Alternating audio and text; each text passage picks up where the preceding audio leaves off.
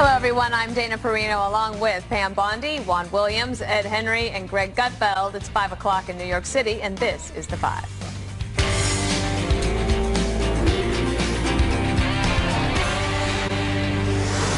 This is a Fox News alert. The nation breathes a sigh of relief tonight as authorities say the suspected mail bomber has been caught. 56-year-old Cesar Sayoc of Aventura, Florida, has been arrested and charged with 5 federal crimes for sending mail bombs to prominent Democratic politicians and donors. He faces up to 58 years in prison. Chief Intelligence Correspondent Catherine Herridge, she's standing by with the latest. Catherine. Well, Dana, senior Justice Department officials held a news conference a short time ago here in Washington. The Attorney General said political violence of any form is in conflict with the democratic process. This is utterly unacceptable. Political violence or the threat of violence is antithetical to our vigorous system of self-government. It is a threat to that respect for law and process that allows our people to accept legislation, elections, court rulings with which they do not agree. This is the central feature of our system of government. You advocate for your beliefs enthusiastically, but we peaceably and lawfully comply with the results. Federal investigators seized the suspect's van, covering it with a blue tarp earlier today, concealing pro-Trump stickers. Sayoc's social media accounts also praising Republicans, slamming Democrats, and showcasing videos of himself appearing at Trump rallies. The Attorney General was pressed on why Sayoc singled out Democrats and at least one powerful party donor. Why was he targeting Democrats? I don't know, other than what you might normally expect. He may have been appears to be a partisan, but that would be determined by the facts as the case goes forward, and I'm not able to comment on that. The break in the case came when an FBI lab identified a latent fingerprint on one of the suspicious package envelopes addressed to Democratic Congresswoman Maxine Waters. 2 additional pieces of DNA evidence from other packages matched Sayoc, who was already in a law enforcement database because of his past criminal activity. This is phenomenal work with the greatest pressure under an incredibly tight time frame. The work of the men and women of law enforcement here and the work that was done over the last week is something that should make every American proud and grateful, and it's too early at this stage for us to be discussing motivation in this particular case. And the FBI Director Christopher Wray also asked the public to keep their eyes and ears open because he indicated they're trying to still determine whether they have all the packages or whether others may be in the system. Dana. Catherine, I did have a question. Christopher Wray, the FBI director, said like 3 times that these were not hoax devices, that they're doing more diagnostics and forensics. So does that mean if they find out more about these devices that they could increase the charges? Right. That's a great question. They're trying to determine still whether he intended to construct viable devices that would explode at any path along the postal chain or at the delivery point. Remember, he said there was a cell phone on them and they can often be used as a timer, as a method of detonation. If they were to find that he had tried to do that but had failed because he lacked the expertise, this could then be an aggravating factor in any future prosecution. We're going to take it around the table. Ed Henry, you have a question? Yeah, Catherine, good to see you. I wonder, we heard a lot about DNA evidence, and this seems like a pretty quick turnaround. Obviously, there appeared to be the forever stamps, which are self-adhesive, but there was talk in your reporting about maybe saliva. I don't know if that was from the back of the envelope. What do we know about the evidence?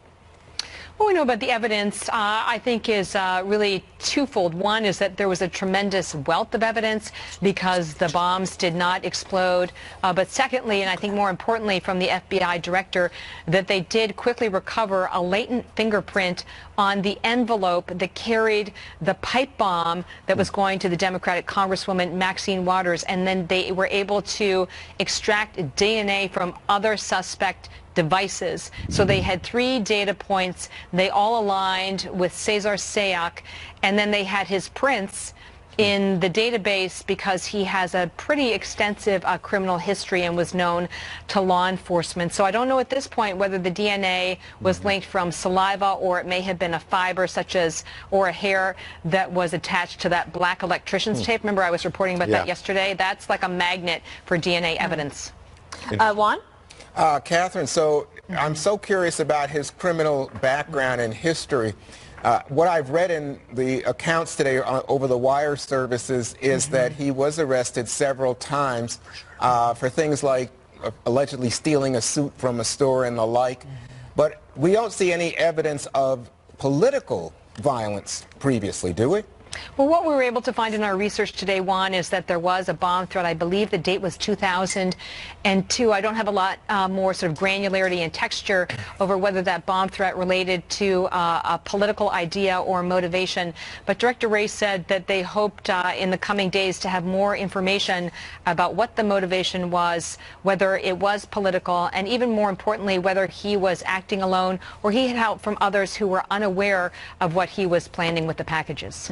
That's a good point. Pam. And Catherine, that's what I was going to ask you, that these were so many bombs sent pretty much simultaneously. So they haven't told us anything yet about whether he was acting alone or whether he had an accomplice. I was trying to ask at the news conference, but never got my question in for some reason, about the level of premeditation, right? Because when you're talking about over a dozen devices, that takes a significant period of time for an individual. Was he doing them just in his van, or was he doing them at his mother's home? We don't quite understand the relationship he has with his mother in South Florida, but we were given the impression that he was spending a lot of time in that van, not quite homeless, but getting sort of close to the edge of that. From my experience, 12 devices takes a significant period of time because you got to cut all the pipes, assemble them with the explosive powder, and then he's got to go through the physical process of addressing all of them and then delivering them. So it would have been nice to have that question get in about premeditation, because that can tell you whether for months he'd been planning this, so maybe he was simply a lone actor, or whether it was in a very short time frame indicating that others may have helped support him. All right, Catherine, thank you so much. We're going to leave it there with you. President Trump just spoke on the South Lawn. We have that tape for you. We can play it for you now. I did not see my face in the van. I don't know. I heard he was a person that preferred me over others, but I did not see that. Does that bother you at all? No, not at all. No, I mean, not at all. No, there's no blame. There's no anything. If you look at what happened to Steve Scalise, that was from a supporter of a different party. You look at what happened on numerous of these incidents, they were supporters of others. No, I'm just really proud of law enforcement. I think they did an incredible job. And I will see you in North Carolina.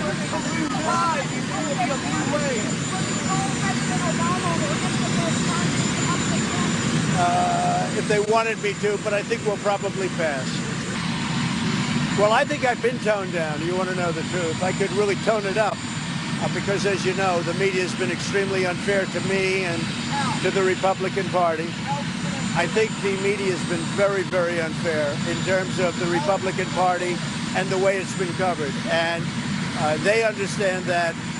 They write articles about that. Many of them admit that. But the media has been unbelievably unfair to Republicans, conservatives, and certainly to me. But with all of that being said, we're winning, so I like that. Thank you very much. All right, we haven't had a chance to hear from Greg. I'll turn it over to you.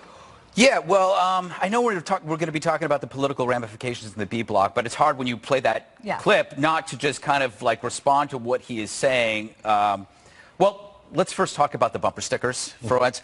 I have a rule. It's like cats. You know, if you have a few cats, that's okay. But if you have 60 cats, it's a problem. Anybody who's got that many bumper stickers, they're not hiding, right? They're not hiding. And I don't care what side of the political spectrum you are, it's a good barometer, right? If you see somebody with a lot of crazy bumper stickers, they're probably crazy. And also, I mean, he was arrested for a bomb threat 14 years before Trump became president. So clearly, this guy had a screw loose before he ever discovered the red hat. So I think that there's a lot, he has a paper trail and a criminal trail that clearly shows this guy was just a bad egg, or hombre, as President Trump likes to say. And given the scope of how many bombs in many states, the work, you can't stress enough what a great job the FBI did. And I mention that because there seemed like almost like a collective sigh of relief from the Attorney General and the FBI Director. When you think about the year both of them had. Yeah, they needed a win. Yeah, Christopher Wray, since day one, has been under fire from the president. He's been trying to clean up the mess from James Comey and Andrew McCabe. And as many at this network have said for a long time, we haven't been critical of the men and women who put their lives on the line every day at the FBI to protect us. It's been about the leadership that went partisan in some cases. And I think, let's not forget, in your home state, Parkland, with the shooter, there were signs that the FBI missed as well. So they've had a brutal several months. And in this case, they came together and clearly busted their butts and got to the bottom of this very quickly. They did, and Kirsten Nielsen and Homeland Security, the Postal, Secret Service, everybody just worked together, it appeared, in such a great way and moved so fast. And, you know, a point that you made, I've seen in my career, the people who make bombs usually have a history, an escalating pattern of violence. So it does not surprise me that he had this in his past.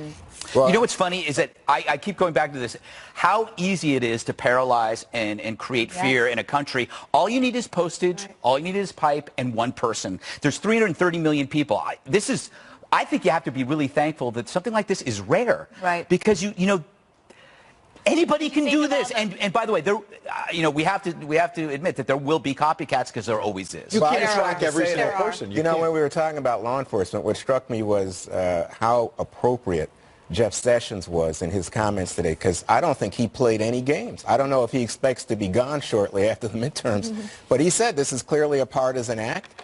And he said, you know, we have had to go after this, and it should not be, and this is not the way that we should conduct ourselves as Americans, given our political differences. It also is impressive the new technologies that are available for them to be able to track this down so quickly. But I don't think it's a surprise that Sessions would say that, because Republicans, they're about process, and process has no political influence. They don't care if the murderer is a Republican or a Democrat. It's a murderer. So when he's up there and they're asking about it, he goes, yeah, he's a partisan, but I don't care about that. The guy's a bomber. He should fry. But you check out what they're saying about the caravan and other things. There's the president at the very top who's very political, and I think Sessions clearly separated himself out. Isn't the other thing, though, that how the country was not paralyzed? Yeah, I mean, there were multiple potential bombings, and people were not scared to come out. Well, we should say that, just to remind you, Secretary Nielsen at the Department of Homeland Security, the NYPD, FBI director all said there could be more out there. So if you see something, say something, be safe, call the authorities, and they'll take care of it. All right, more developments on the breaking news on the arrest of that mail bomb scare suspect up next. As details of the mail bomb scare suspect are still coming in, some Trump critics in the media are trying to blame the president. He spends most of his time at his rallies throwing verbal bombs at all the people that receive these bombs in the mail. There's no ever any acknowledgement of ownership on his part that he's feeling these flames. He said he wants a message of unity, yet he leads rallies where his supporters still chant "lock her up," and he calls the press an enemy of people. Of course this is going to happen. Of course the president didn't direct this. He's not technically responsible for this. But he is responsible for not just allowing the chant "CNN sucks" at his rallies, but stoking it, making clear that he likes it. And all you need is one, forgive me, crackpot. And looks like one may have emerged. Well, former President Barack Obama speaking just a few moments ago at a rally in Milwaukee. He did not specifically mention this incident or President Trump, but did talk about civility. Watch. I'm hoping you think it's wrong to hear people spend years, months, vilifying people, questioning their patriotism, calling them enemies of the people. And then suddenly you're concerned about civility. We can have disagreements, but there has to be a certain code. There has to be certain rules in terms of how we treat each other and operate in the public sphere. Well, that seems interesting, since it was just a week or so ago that Hillary Clinton said there shouldn't be civility, basically, right now, Pam. And it's rich because Maxine Waters is among the critics, and she said in the last 24 hours that the president is promoting violence when, as I remember it, she was saying, don't let the cabinet rest. Don't let them eat a meal at a restaurant. Let's go after them. Go after supporters of President Trump, and that's exactly what happened to me. You know, I was at a movie theater, and it was the Maxine Waters rhetoric. These people were verbatim repeating the Maxine Waters talking points, screaming in my face, stopping me. Then after it happened to me, after it happened to Sarah Sanders, after it happened to Kirstjen Nielsen, she doubled down. She said it again. And now for Maxine Waters to continue and blame it on the president is disgraceful. The first thing President Trump did was come out and condemn these actions. Oh, come on. You know what? This is unbelievable. Even in the middle of the night, last night, President Trump is tweeting out that the press is the one to blame. It's unbelievable. But here's the thing. And you think the president is not. What? President's not to blame. No, I was about to say, I don't think the president can be directly blamed, but you can't ignore his rhetoric. I'm amazed to hear people who earlier in the week were talking about this is a false flag operation. It's really the Democrats. And I'm talking about prominent Republican voices, Ann Coulter, Rush Limbaugh, Michael Savage, going on in this way. And now it's, don't pay attention to the president's rhetoric, even though he says Hillary Clinton's evil. The Second Amendment people, the gun folks, can take care of Hillary. Barack Obama was tapping me. He's a liar. All of this horrible stuff. We're not accustomed to it in American life. Dana worked in the White House. Ed, you've covered several presidents. You understand that this kind of rhetoric from the president is different than anyone else in the world speaking. He has made a habit of demeaning and dehumanizing his political opponents. You had a Chiron on CNN yesterday saying the president will not take responsibility for essentially inciting a bomber. There's no evidence that he incited anyone, Greg. Oh, no. What about that van, Ed? Did that incite it? Oh, I think it's clear that his passions were aimed specifically at the targets of Trump's rhetoric. All right, let Greg in.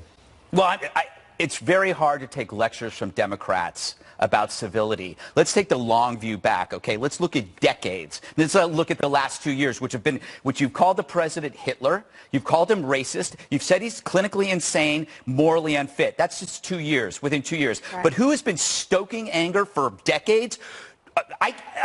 Who's claimed that the political is personal, meaning they could invade your life. I don't want lectures from people who pardoned the FALN, a terrorist group, who justified the murder of police officers, who allowed them to flee, killers to flee. They said nothing about Assassination Theater in Central Park. They said nothing about the assassination revenge fantasy in the New York Times. They said nothing about Kathy Griffin. They said nothing about Johnny Depp, Madonna, Snoop Dogg. What else did they do?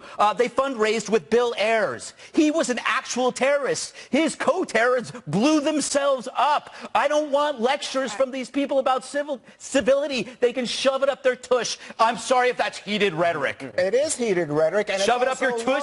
No, I thought that was very civil. I thought that was tush was a better word than the word I wanted to use. You know what? I mean, in the reality I wrote a book.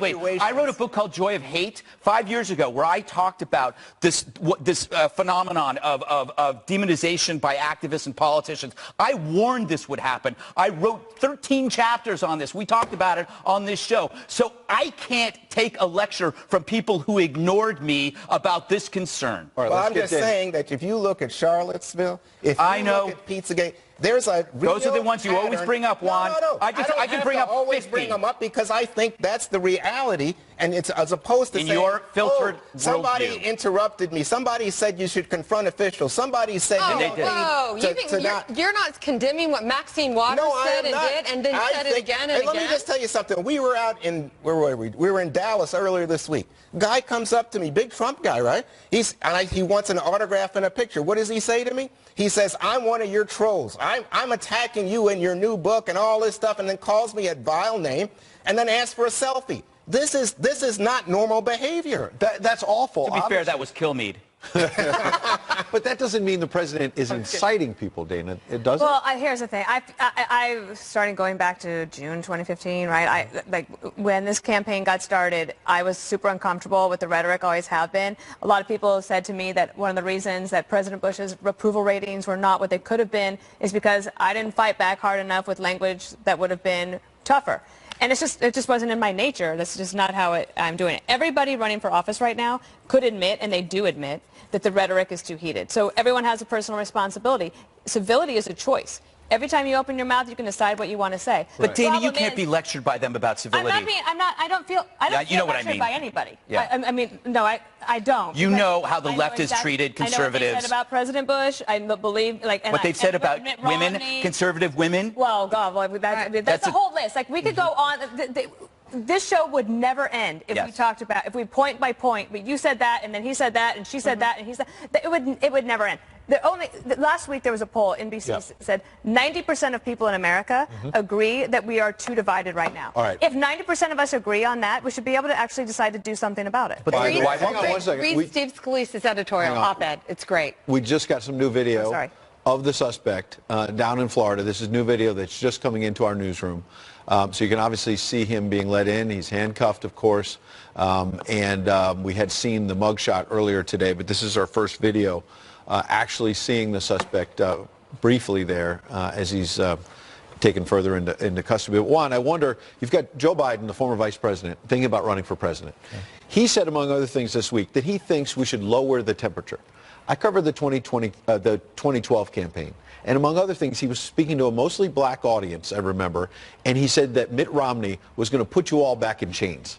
How did that lower the temperature? No, I think that's heated rhetoric, but it's nowhere near. But to Greg's point, incitement why is Joe Biden lecturing Donald Trump? Nobody's lecturing. Everybody's. Yes, he is. I don't think so. I think what people are saying is that we are incredibly divided as a country, and we have a president, a leader, who indulges in the kind of demeaning, dehumanizing rhetoric that is damaging to our ability to hear each other, to talk to each other. Instead, we get locked into what Greg was just doing, whataboutism. Well, you did this. You've been doing that forever, whataboutism. That's kind of ironic. I think that it's important to say that violence is not, speech is not violence.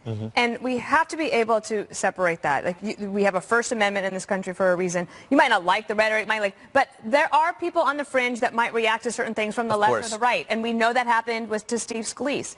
But nobody said that Bernie Sanders is to blame for that. Or MSNBC. I see MSNBC. this as the same. You know what's interesting is somebody said like, oh, it only takes one crackpot, right? Yeah. So are we going to change the way we are, a 330 million population, to do the favor for one crackpot? We better look. And the other point is everybody's lying about civil discourse. The people that are saying we need to tone it, they are lying. I believe you, Juan. I think you feel that way, but I don't think the Democrats, the moment they get a chance to screw you from behind, they will. They do that politically. They will say horrible things about you during campaigns. At least Trump does it to your face. That's the most transparent insult you will ever get. Comes from him. Isn't that healthier? Greg, what do you think, though, about all these conspiracy theories, these false flag theories coming from leading conservative voices this week? It's foolish. Okay. All right. All right, we agree. Meanwhile, I disagree. You can do it agreeably. President Trump, meanwhile, considering a bold plan to stop the caravan of migrants. Details on that coming up next.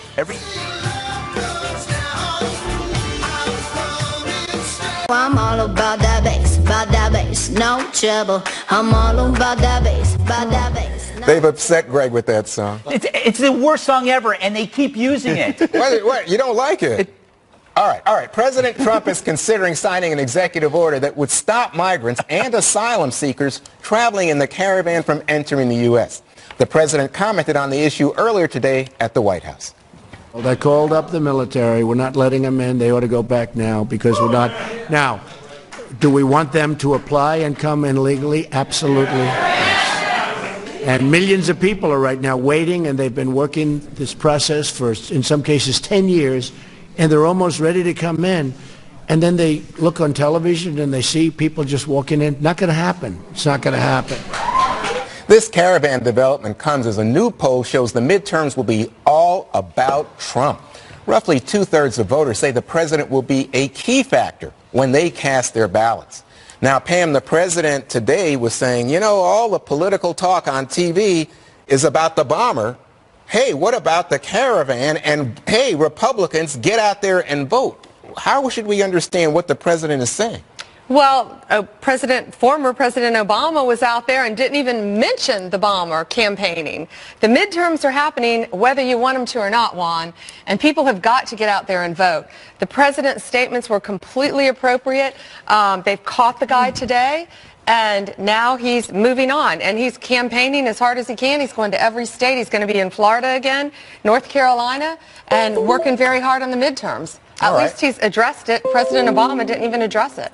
Well, I'm not sure it was in the, I think the president is Donald Trump, not Barack Obama at the moment. But Ed Henry, thank goodness. Ed Henry, what we see is that in the numbers right now, this is all about Trump. And we see a high proportion. It says 64% of the people who say, 2/3 of voters say that they're basically voting pro or anti-Trump, but 64% say they would vote for the Democrats to oppose or have a check on Trump. 32% said they would vote to support President Trump. What do you make of this? What I make is that he's the Republicans' best weapon in these midterms. And so it was a risk, it was a gamble by the White House to nationalize these elections. People like to vote for their local congressman or woman based on some of the local issues. When you nationalize it, it's risky. And there was a New York Times piece a few weeks ago saying this is going to blow up in the Republicans' face. I think the opposite has happened. I think the president's rallies have had a real impact in these battleground states. And evidence of that was today, the Washington Post had this piece where they went to California, where there's something like 8 critical House races. And the Democrats think they're going to flip 5 or 6 of them. And they interviewed all these voters who said, actually, we don't think the Democrats are going to win a lot of these races. And these Democratic voters are nervous that it's going to be like election 2016 redux, where they're going to be left crying like they were on election night at Hillary Clinton's headquarters. So these were Democrats in the Washington Post saying Trump has gotten out there, President Trump, and has lit up his base between Kavanaugh, the caravan, the other issues that he's focused on. And Democrats may not like it, but he has nationalized the election. Yes, he's made it about himself for better or for worse, and it's fired up Republicans. And it's working. Dana, so what the poll, this is an NPR poll, also showed is Democrats rank health care number 1, climate change, the economy. But for Republicans, it's jobs, the economy, and then immigration. So the other aspect here is Latino voters. The interesting information out today, like they don't feel like they're being addressed by Democrats, that they are not just monolithic voters on one thing, on immigration is not motivating them to get out to vote. So Democrats are worried a little bit about that. And the thing about the caravan is that it is visual. Okay, so President Obama saying that he wanted to send troops to the border is like the same thing as President Trump doing it. It just happens to be a week before the midterms, but the caravan is there. But it's not about the caravan, though. And I think the White House could do a better job of explaining to people it's the daily assault on the border of 640 or so average attempts a day to cross the border. So in addition to the caravan, there's all of these things happening there. And I think that President Trump will start to try to get something with Mexico like he has with Canada, which is Canada agrees to deal with asylum seekers in Canada. People that want to come into the United States. Canada says, we will process them here. We should have the same thing in Mexico, and President Trump has an opportunity with the new leader that's taking over in December or January in Mexico. He could try to do that because this issue is something interesting for the midterms. It's not the number 1 issue for everybody, but it will motivate some people. Greg? Yeah, I think it'll be, no one's going to talk about this in a few days. That's what I think. But I think it's what Trump said was very important because he mentioned the word process. And when he explained it as a process, you could understand the idea of line cutting, that if you're in the process for 10 years trying to become a citizen and you see this, you think, you sense that it is unfair. And the Democrats are anti-process, and that's why they can push these foolish ideas and then demean those against them. Because they know the Republicans will get the job done. They know they're going to protect the border. They know that the agents will be out there. So they can actually romanticize a terrible idea knowing that the Republicans will actually fix the problem. And it's sad because it's not going to end well for those poor people that are marching along. They're the pawns in all this. They're the pawns. Left-wing activists and politicians have pushed them along, and they're not going to get in. Maybe a few of them will. They will all be turned back. All right. Anti-Trump lawyer Michael Avenatti could be in some very, very big trouble. We'll fill you in next on The Five.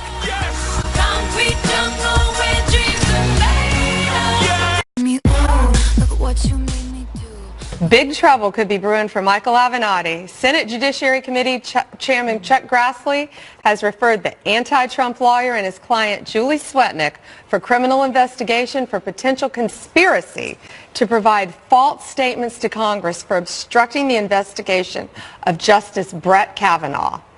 I think his 5 minutes of fame are about over, Avenatti. Yeah, I don't know who's having a worse week, him or Megyn Kelly. But you know, if you notice Avenatti, he follows a plan. He finds somebody that he wants to be perceived as a victim, and uses that victim to catapult himself to the spotlight. So first it was Stormy, then it was Swetnick, who was obviously suspicious, and then he does, like we challenged somebody to a fight, Donald Jr., and he said it would all go to charity. So he's always using that to get higher and higher. How does he skate by ethics committees? In fact, he might need the money from a fight like that To pay the rent at his My office. money's on Don Jr. Apparently, he was 4 months behind on his rent at his office. Yeah. Then he had a former partner he owes millions of dollars. He says he's going to appeal it. So that's the bad week you're talking about. And look, this is America. Guess what? Innocent until proven guilty, as we saw for Justice Kavanaugh.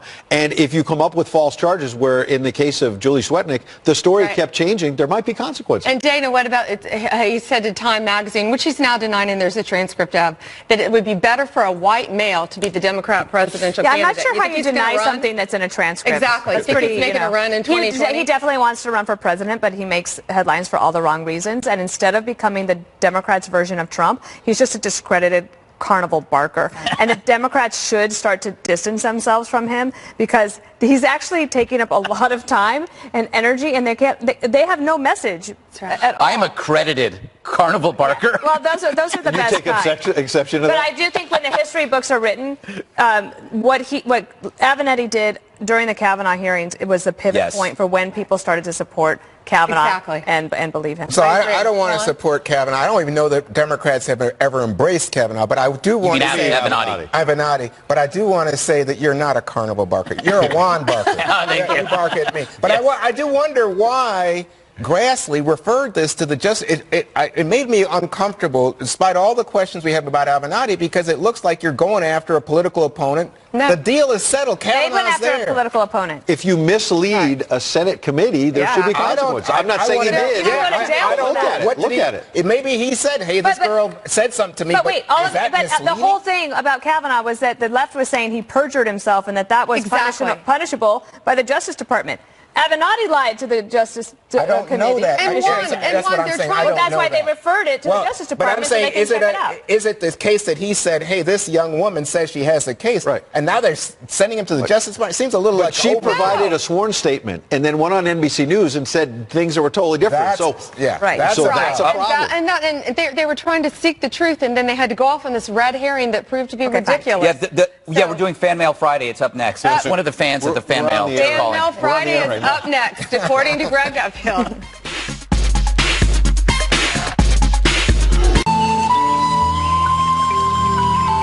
Massage music. Massage music for Fan Mail Friday. Low friction Fridays, as I like to call it. All right, Facebook. What would be one thing you could change about yourself, Dana, but it's just too ingrained? This is from Richard T. Great question. I do wish I didn't have that misophonia, the thing about I have super sensitive hearing and everything bothers me. Oh, really? There's a name for it. Misophonia. You would look it up, wouldn't you? So somebody sent it. Ingrid sent it to me. Oh, she has it too. When you first said that, I thought you were talking about that thing they always advertise on Fox. What is it, methicillin? Yeah, that's something. No. That's actually a serious disease. You're just extra sensitive hearing. Yes, and it bothers me, like when people crinkle papers or. You're like a superhero. Your hearing power, They should really utilize me. Yeah, I think you should. Were you in a concert in Sweden the other day? I would have been that person. Yeah. Ed? I wish I was less awesome. You know what? You're a fine fill-in for Jesse. I'll tell you that. You need to make your hair a little higher. And you're humble. This is my world. Mm-hmm. Yeah. Juan? Less anxious. You know that thing about baseball players that they say, if you think, you stink. Mm-hmm. And sometimes I just overthink. I just gotta cool it out. I hear you. I'm that way. Pam? I am a human lie detector, and it's not good though, because I know when someone's lying all the time, and I don't believe you. I don't. It's bad though. It's bad. Hey, that's not Donald I wish Trump, my senses weren't that heightened. It's horrible. You know what mine is? What would you change? Oh, I'm. What? Which one? Travel anxiety. Well, I'm the most impatient person probably ever on the planet, which makes me anxious. Impatience and anxiousness go together. That's why aren't we the pair? We are. I think we should quit the 5 and open a bed and breakfast in Vermont. We would drive them out. Yes. Oh, just boy. get it out in the open. Stop this lie, Juan. I'm telling you about I know. Okay, Frenchie Firecracker, you remember, asks, this is a great question too. What product would you stockpile if you found out it was not going to be sold anymore? Ed, self-tanner? Tom Ford cologne. Ooh. I love that cologne. Interesting. You should wear it. I would also get deodorant. I don't have that. My wife actually had this problem because she couldn't find Bonomo's Turkish taffy. And, so I went everywhere searching for Bonomo's What a great Turkish hobby. Taffy for Delise. But then the other day, I ordered a box load of atomic fireballs because I couldn't. Oh, I love those. Oh, those are good. Maybelline Great Lash Mascara and Williams and Sonoma Hot Chocolate. It only comes out at Christmas time, and I already stockpile it Wow. for the whole year. It's You're the one that keeps making it sell out. Buy it out. Dana? Retain eye drops, like the for dry eyes. I would say it's a tie between ZzzQuil and Atkins Chocolate Royale drink. Oh, I don't like. Yes, you do. It's a I don't sponsor. like the drink. I like the brownies. It's delicious. Like the But the ZzzQuil is amazing. It should be it's the best illegal. thing. Well, It's how's it- NyQuil for sleep. For sleep. It should be Don't illegal. take it It's that before good. Fox and Friends, though. Do I have more time for one more? No? Yeah. All right.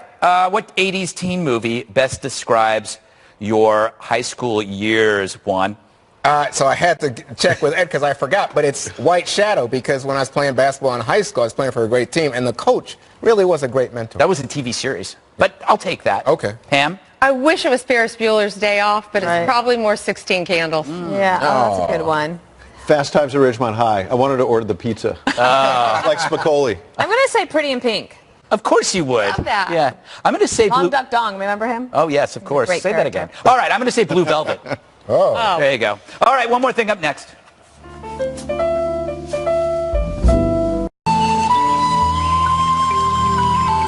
Massage music. Yeah. Massage music for Fan Mail Friday. Low Friction Fridays, as I like to call it. All right, Facebook. What would be one thing you could change about yourself, Dana, but it's just too ingrained? This is from Richard T. Great question. I do wish I didn't have that misophonia, the thing where like I have super sensitive hearing and everything bothers me. Oh, really? Yeah. There's a name for it. Misophonia. You would look it up, wouldn't you? So somebody sent it. Ingrid sent it to me. Oh. She I has it thought, too. when you first said that, I thought you were talking about that thing they always advertise on Fox. What is it, methicillin? Yeah, that's Oh, something. no. That's actually a serious disease.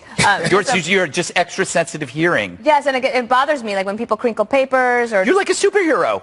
Your hearing power, They should really utilize me. Yeah, I think you should. Were you in the concert in Sweden the other day? I would have been that person. Yeah. Ed? I wish I was less awesome. You know what? You're a fine fill-in for Jesse. I'll tell you that. You need to make your hair a little higher. And you're humble. Yes, yeah, that's this his is my problem. world. Mm-hmm. Yeah. Juan? Less anxious. You know, you know that thing about baseball players that they say if you think you stink. And sometimes I just overthink. I just gotta like cool it out. I hear you. I'm that way. Pam? I am a human lie detector, and it's not good, though, because I know when someone's lying all the time, and I don't believe you. I don't. It's bad, though. It's bad. Hey, that's not Donald I wish Trump, my you know. senses weren't that heightened. It's horrible. You know what mine is. What would you change? Oh, I am. What? Which one? Travel anxiety. Well, I'm the most impatient person probably ever on the planet, which makes me anxious. Impatience and anxiousness go together. That's why Aren't we the pair? We are. I think we should quit the 5 and open a bed and breakfast in Vermont. Yeah, we would drive them out. Yes. Oh, Just boy. get it out in the open. Stop this lie, Juan. I'm telling you, I know. Okay, Frenchie Firecracker, you remember, asks, this is a great question, too. What product would you stockpile if you found out it was not going to be sold anymore? Ed, self-tanner? Tom Ford cologne. Ooh. I love that cologne. Interesting. You should wear it. I would also get deodorant. I don't have that. You know, my wife actually had this problem because she couldn't find Bonomo's Turkish Taffy. And, so I went everywhere searching for Bonomo's What a great Turkish hobby. Taffy for Delise. But then the other day, I ordered a box load of atomic fireballs because I couldn't. Oh, I love those. Oh, those are good. Maybelline Great Lash Mascara and Williams and Sonoma Hot Chocolate. It only comes out at Christmas time, and I already stockpile it Wow. for the whole year. You're the one that keeps making it sell out. Buy it out. Dana? Retain eye drops, like the for dry eyes. I would say it's a tie between ZzzQuil and Atkins Chocolate Royale drink. Oh, I don't like. Yes, you do. It's a I don't sponsor. like the drink. I like the brownies. It's delicious. Like but the ZzzQuil is amazing. It should be it's the best illegal. thing. It's How's it- NyQuil Go for to sleep. sleep. For sleep. It should be Don't illegal. take it It's that before good. Fox and Friends, though. Do I have more time for one more? No? Yeah. All right. What 80s teen movie best describes your high school years, Juan? So I had to check